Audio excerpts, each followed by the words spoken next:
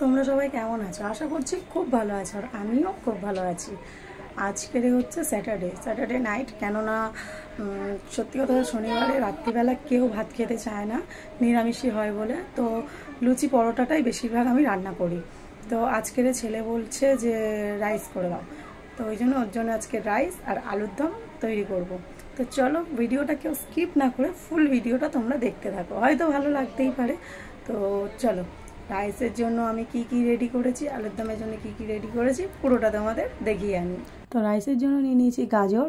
এখানে টমেটোটা ভেবো না যে আমি রাইসে দেবো, আলুর দমের জন্য রেডি করেছি। আর বিনস কেটে নিয়েছি, আর এদিকে ভাতটা বসিয়ে দিয়েছি, দেখতেই পাচ্ছ। তো দেখো, ছেলের জন্য একটু দুধ করে দিই, কেননা সন্ধ্যেবেলা তো খায়নি কিছু। আমি না ওকে দুধের মধ্যে পিডিয়াশটা খাওয়াই।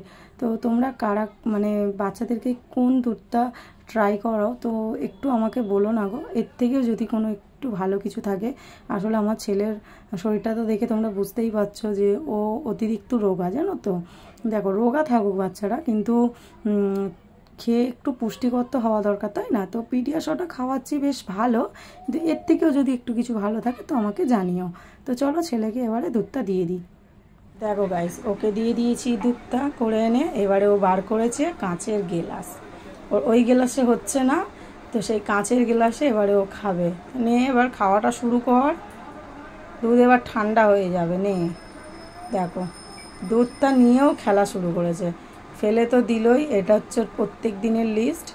গ্লাসে ঢালবে অর্ধেক, ফেলবে অর্ধেক, এইরকমভাবেই ও খাবারগুলো নষ্ট করে। তো তোমাদের বাড়িতে কারা কারা মানে এই ধরনের বাচ্চারা আছে, একটু জানিও তো, যে খাবার নিয়ে এইসব পাকামোগুলো খুব ভালো করতে পারে। দেখতে পাচ্ছ তো, আমার ছেলে এই জিনিসটা খুব ভালো করে। দেখো এবারে খাবারটা নিয়ে কত ঢং হবে দেখো, তারপরে সেই খাবারটা ও ফাইনালি খাবে। তো দেখো, ফাইনালি খাওয়াটা এবার শুরু করেছে। তো কত নাটকের পর ওর তো খাওয়াটা স্টার্ট হলো।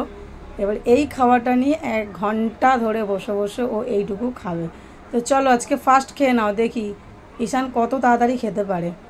ও দেখো গাইস, আজকে গুড বয় হয়ে গেছে ঈশান, ক্যামেরার সামনে এসছে না, ওই জন্য আজকে ঈশান গুড বয় হয়ে গেছে। বাহ, সোনা ছেলে। নাও এবার ওইটুকুনি আছে, খেয়ে নাও।